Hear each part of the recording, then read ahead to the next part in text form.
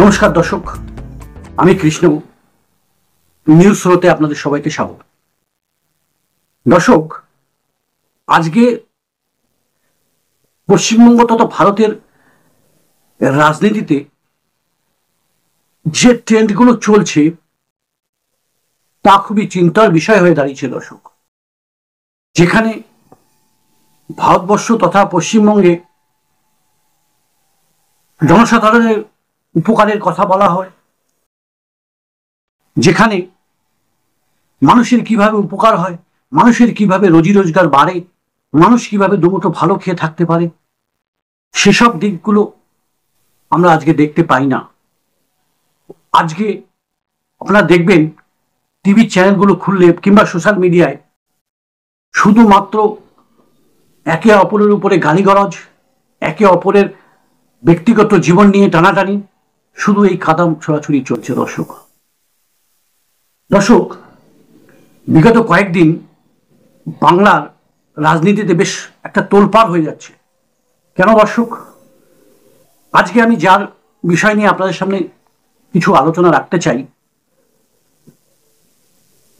তিনি বীরভূমের বেতাজ বাদশাহ নামে পরিচিত।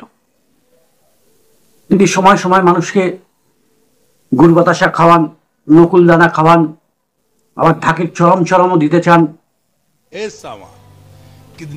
পুলিশকে বোম মারার কথা বলেন, ঘর বাড়ি জ্বালিয়ে দেওয়ার কথা বলেন, যার নামে বীরভূমের বাঘে গরুতে এক ঘাটে জল খায়। হ্যাঁ দর্শক, ঠিকই বুঝেছেন, সেই অনুব্রত মণ্ডল ওরফে শ্রেষ্ঠ। দর্শক, গত 2-3 দিন আগে এক অডিও ক্লিপ ভাইরাল হয়। তাতে যেটা জানা যায় যে বীরভূমের এই অনুব্রত মণ্ডল বোলপুরের আইসিকে ফোনে একদম অশ্রাব্য ভাষায় গালিগালাজ করেন, তার মা বউ বোনকে নিয়ে খুব বাজে কুরুচিকর মন্তব্য করেন এবং তার পরিপ্রেক্ষিতে তার পরবর্তীতে দল যখন দেখতে পায়, অর্থাৎ তৃণমূল কংগ্রেস যখন বুঝতে পারছে যে এটা একটা ড্যামেজ হতে পারে সেই দলের জন্য, তাদের টুইট করে 4 ঘন্টার মধ্যে নিঃস্বার্থ ক্ষমা চাওয়ার কথা বলা হয়। ঠিক তার 38 মিনিটের পরেই আমরা দেখতে পাই যে একটা চিঠি বানিয়ে সে প্রকাশ্যে এসে সবার সামনে একটা ভিডিওতে তিনি ক্ষমা চাচ্ছেন। তো ক্ষমা চাওয়ার যে ভঙ্গিটা দর্শক, আপনারা নিশ্চয়ই সেটা শুনেছেন, দেখেছেন। তিনি বলছেন যে ওষুধ খাই তো, ওষুধ খেয়ে তাহলে নিজের মা বোনকে কেন গালাগালি করেন না? করতে পারবেন কি? একজন পুলিশ অফিসার, তাকে সেই ধরনের গালাগালি করছে। ফোনে পশ্চিমবঙ্গের DGP, director general of police যিনি আছেন রাজীব কুমার, তাকে রাজীব কুমার বলে বলছেন। তার কাছে, অর্থাৎ অনুব্রত মণ্ডলের কাছে আইন কানুন ব্যবস্থা কিচ্ছু না, সবাইকে বুড়ো আঙুল দেখিয়ে দিচ্ছেন। তাকে যখন এসডিপিও অফিসে ডাকা হলো, তিনি গেলেন না। পরের দিন ডাকা হলো, তাও গেলেন না। অথচ ঠিক গাড়ি করে চড়ে পার্টি অফিসে তিনি যেতে পারলেন। এখন বলছেন শরীর অসুস্থতা, শয্যাশায়ী, যেটা ওনার স্বাভাবিক ব্যাপার। আমরা বিগত দিনেও দেখেছি, যখন সিবিআই তাকে তলব করেছিল তখনও তিনি অনেকবার হাজিরি না দিয়ে, হাজিরা এড়িয়ে তিনি এই অসুস্থতার বাহানা দিয়ে একটা টালমোটর অবস্থা তৈরি করেছেন। দর্শক, আগে একটু দেখি যে এই ব্যক্তি কোথা থেকে উনি আজকে এখানে আসলেন। দর্শক, অনুব্রত মণ্ডল 1960 সালের 1 এপ্রিল নানুরের হাটশিরান্দি গ্রামের এক কৃষক পরিবারে জন্মগ্রহণ করেন। ভালো কথা। মধ্যবিত্ত ঘরের এই কৃষক পরিবার, তার বাবার একটা মুদিখানার দোকানও ছিলেন। ছোটবেলায় তিনি সেখানে বসতেন। পরবর্তীতে তিনি সেই বোলপুরের বাজারে মাছের নিজের একটা দোকান করেন এবং সেখানে মাছ বেচতেন। তো যাই হোক, তারপর প্রথম জীবনে তিনি কংগ্রেসে করতেন।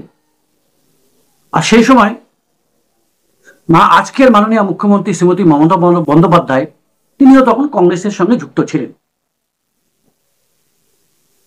1998 সালে মমতা বন্দ্যোপাধ্যায় যখন কংগ্রেস ছেড়ে নতুন একটা দল, আজকের এই তৃণমূল কংগ্রেস গঠন করেন, ঠিক সেই সময় এই অনুব্রত মণ্ডলও কংগ্রেস ছেড়ে এই তৃণমূলে চলে আসেন। আর ঠিক সেই সময় তাকে বীরভূমের জেলা তৃণমূলের সভাপতি করা হয়। 2001 সালটা কিন্তু দর্শক অনুব্রত মণ্ডলের জন্য একটা খুব ভাইটাল সময়। সে বছর নানুরের সুচপুরে 11 জন চাষিকে হত্যার ঘটনায় প্রায় উত্তাল হয়ে গেছিল এই বঙ্গের রাজ্য রাজনীতি। আর সেই সময় বীরভূম বামেদের কিন্তু শক্ত ঘাঁটি ছিল দর্শক। আর এই অনুব্রত মণ্ডল তখন বেশ দাপটের সাথে এই বামেদের বিরুদ্ধে লড়াইয়ের একটা জায়গা তৈরি করে নিয়েছিল এই বীরভূমে তথা বোলপুরে। আর সেই থেকেই নাকি তিনি বেশ মমতা ব্যানার্জির কাছে মানুষ হয়ে ওঠেন। দর্শক, বীরভূমে তখন তৃণমূল কংগ্রেসের সভাপতি ছিলেন সুশোভন বন্দ্যোপাধ্যায়। ঠিক পরে তিনি দল ছেড়ে দেন। আর ঠিক সেই সময়ই এই অনুব্রত মণ্ডলকে বীরভূমের সভাপতি করা হয়। বাস, আর পিছনে ফিরে তাকাতে হয়নি এই মানুষটাকে। একেবারে টানা চলছে প্রায় 20 বছর পর্যন্ত, 22 বছর পর্যন্ত তিনি এই পদে থাকলেন। এরপর 2011 সালে বামকে হারিয়ে তৃণমূল সরকার গঠন করে। তারপর থেকেই এই অনুব্রত মণ্ডলের নেতৃত্বে বীরভূম তথা বোলপুরে তৃণমূলের গড় একদম তৈরি হয়ে যায়। একের পর এক ভোটে দলকে সাফল্য এনে দিতে থাকে। কিভাবে এনে দিতে থাকে সেটা কিন্তু আমরা জানি বা আস্তে আস্তে জানতে পাচ্ছি। যে মানুষটা প্রকাশ্যে পুলিশকে বোম মারার কথা বলে, যে মানুষটা জ্বালিয়ে পুড়িয়ে দেওয়ার কথা বলে, যে মানুষটা গুড় বাতাসা খাওয়ার পিছনে যার যে মনসা, তার যে মনের ইচ্ছা সেটা বলে, যে মানুষটা বলে তুমি যদি মস্তান হও তাহলে আমি ডন, তাহলে সে নিজেকে যখন ডন বলছেন, আজকে পুলিশ কি করছে তার বিরুদ্ধে? আজকে যদি একটা সাধারণ নাগরিক এই কাজটা করত, তাহলে কি তাকে এইভাবে ছেড়ে দেওয়া হতো? এটা ছেড়ে দেওয়াই তো। আজকে কটা দিন হয়ে গেল, পুলিশ কিছুই বলছে না। প্রকাশ্যে এসে কিছু যে বলা, তা আমরা দেখতে পাইনি। তৃণমূল কংগ্রেস একটা টুইট করে তাকে ক্ষমা চেয়ে দায় সারা কাজ সেরে দিলেন। আমরা দেখেছি তৃণমূলের নেতা চন্দ্রিমা ভট্টাচার্য, তিনি তো সাংবাদিকদের সামনে বলেই দিলেন, কই আমি তো শুনিনি। এইভাবে দায় সেরে দিলে চলবে না, জনগণকে জবাব দিতে হবে।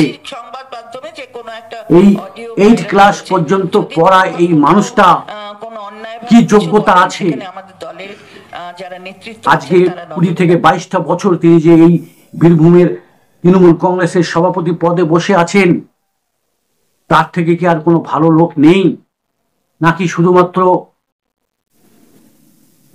মানুষকে ভয় দেখিয়ে সন্ত্রাস করে ভোট লুট করার জন্যই তার এই পুরস্কার? দর্শক, প্রশ্ন তো উঠবেই। সোজাসুজি প্রশাসনকে যেভাবে বুড়ো আঙুল তিনি দেখাচ্ছেন, তাতে প্রশাসন বা প্রশাসনিক ব্যবস্থার এই বাংলার বুকে যার পরিকাঠামোটা ঠিক আছে কিনা তা নিয়ে কিন্তু দর্শক প্রশ্ন উঠছেই। এই তৃণমূলের নেতা অনুব্রত মণ্ডলের বিরুদ্ধে কিন্তু দর্শক প্রচুর প্রচুর ভুল ভুল অভিযোগ আছে। কয়লা চুরি, গরু পাচার কাণ্ড, সঙ্গে যুক্ত থাকার অভিযোগ। তার পরবর্তীতে আমরা দেখেছি দর্শক, সিবিআইয়ের হাতে গ্রেপ্তারও হয়েছেন তিনি। প্রায় 25 মাস জেল খাটার পর তিনি জামিন পেয়েছেন। জামিন পেয়েছেন মানে এই নয় যে তিনি তার দোষ থেকে মুক্ত হয়েছেন। আমরা দেখলাম যেটা দর্শক, তার এই গ্রেপ্তারির পরে তার বিরুদ্ধে তার বিরুদ্ধে যেসব এলিগেশন উঠেছিল, তারপরেও কিন্তু তাকে তৃণমূলের সভাপতি পদ থেকে সরানো হয়নি। দর্শক, প্রশ্ন আমার মনে ওঠে, এই অনুব্রত মণ্ডল, তার উপরে দলের এত ভরসা কেন? তাহলে তিনি কি কিছু এমন কিছু জানেন যেটা তিনি প্রকাশ্যে এনে দিলে দলের ক্ষতি হতে পারে? কিংবা বীরভূম তথা বোলপুর, তাদের এই পুরো জায়গাটায় কি আর কোনো এনার থেকে ভালো মানুষ নেই? যদিও রাজনীতিতে কোনো কোয়ালিফিকেশন লাগে না দর্শক। এই যে ঘটনাগুলো ঘটছে, এখন কিছু প্রশ্ন আমি করতে চাই আপনাদের কাছে, তৃণমূলের কাছে। এই ব্যক্তির এত ক্ষমতার উৎস কি? তার এত সিকিউরিটি, Y+ সিকিউরিটি, 11 জন মানুষ, 11 জন সিকিউরিটি লোক তার সঙ্গে থাকেন। আগে তারপরেও বাড়তি PSও ছিল, 11টা পুলিশ যার ওনার সাথে যে ঘুরে বেড়ান। তাহলে ভাবুন তো দেখি দর্শক, তাদের মায়না কতখানি? তাদেরকে যদি, এই মানুষগুলোকে যদি অন্য জায়গায় ব্যবহার করা হতো, সমাজের উন্নতি হতো। তিনি কোনো মন্ত্রী নন, কোনো সাংসদ নন, কোনো MLA নন, না কোনো কাউন্সিলর। তাহলে তার উপরে এত কেন সিকিউরিটি আমাকে তাকে দিতে হবে? আরো তো আছে, আরো তো জেলার সভাপতি আছে, আরো অনেক বিশিষ্ট ব্যক্তিরা আছেন। দর্শক, প্রশ্ন ওঠে। আমার দ্বিতীয় প্রশ্ন দর্শক, এই যে ঘটনাটা ঘটলো, একজন আইসিকে অন ডিউটি, তাকে প্রকাশ্যে তার গালাগালি, যেভাবে তিনি তার বউ এবং মাকে নিয়ে গালাগালি করেছেন, এক প্রকার ফোনে যৌন নির্যাতন বলা চলে। সেখানে পুলিশের ভূমিকায় দর্শক প্রশ্ন উঠছে। শুধুমাত্র ডেকে পাঠানো বা চুপ থাকা, এটা তো কাম্য নয়। সময় এসেছে, আমি পুলিশকে বলতে চাই, মেরুদণ্ডটা সোজা করার জন্য। রাজ্যের একজন DGP, তাকে রাজীব কুমার বলে বলা কোনো সম্মান নয়। আবার শোনা গেল তিনি পুলিশকে সাহায্য করেন না, পুলিশ তার কাছে সাহায্য চায়। দর্শক, আমার তৃতীয় প্রশ্ন হলো, পরবর্তীতে কি হবে? এর পরবর্তীতে কি হবে? তার উপরে কি সত্যিই কোনো অ্যাকশন হবে? দল কি কোনো তার উপরে ব্যবস্থা নেবে? আমার তো মনে হয় না দর্শক। যদিও গ্রেপ্তার হয় দর্শক, তার উপরে যে অ্যাক্ট লাগু করা হয়েছে, কিচ্ছু হবে না দর্শক। সুরসুর করে জামিন নিয়ে চলে আসবে দর্শক। আবারও একই ঘটনার পুনরাবৃত্তি হবে দর্শক। আমার তৃতীয় প্রশ্ন, নিজের কাছে আদৌ কি অনুতপ্ত? যে তিনি যে ক্ষমা প্রার্থনা করে যে ভিডিওটা তিনি দিয়েছেন, আর যে একটা চিঠি তিনি লিখেছেন, তাতে কি তিনি অনুতপ্ত হয়েছেন? আমার তো মনে হয় না দর্শক। তিনি যেভাবে কথাগুলো বলেছেন, কেউ যদি ক্ষমা চায় নিঃস্বার্থ, তাকে সরাসরি ক্ষমা চাইতে হয়। তিনি তো পুরো ঘুরিয়ে ফিরিয়ে তিনি নিজে কি বলেছেন, তিনি ওষুধ খেয়েছেন, রাতে ওষুধ খেয়ে ঘুমানোর সময় বলে ফেলেছেন, আরো অনেক কিছু। তাতে তার এই ক্ষমা চাওয়ার পিছনে তার অনুতপ্ততার উপরে কিন্তু প্রশ্ন উঠছে দর্শক। দর্শক, আমার পরের প্রশ্ন যেটা, এই তৃণমূল কংগ্রেস কুকথার নিন্দা করেই কি শুধুমাত্র দায় সারলেন? আমরা তো সামান্যভাবে তার উপরে কোনো ব্যবস্থা নিতে দেখলাম না। কেন অনুব্রত মণ্ডলের উপরে এত আস্থা কেন? শুধু কি আস্থা, না এর পিছনে কোনো ভয় কাজ করছে যে অনুব্রত মণ্ডল এমন কিছু জানেন যেটা বলে দিলে তৃণমূল কংগ্রেসের বড় ক্ষতি হতে পারে? দর্শক, আমার পরের প্রশ্ন, তাহলে এই যে তৃণমূল কংগ্রেসের একটা আইন শৃঙ্খলা রক্ষা কমিটি আছে, তাহলে তারা কি করছে? আজকে কি এই অনুব্রত মণ্ডলের এই গালাগালিতে আজকে আমার বাংলার মা বোনদের সম্মানে আঘাত ঘটেনি? তাদের সম্মানহানি হয়নি? কোথায় গেল বড় বড় সেই বুলি? আজকে একজোটে আসুন, এই বিরুদ্ধে প্রতিবাদ করুন। আজকে আমার মা বোনের সম্মান নিয়ে যেভাবে তিনি ছিনিমিনি খেলেছেন প্রকাশ্যে, তার কি কোনো প্রতিবাদ হবে না? প্রশ্ন কিন্তু থাকছেই। দর্শক, আমার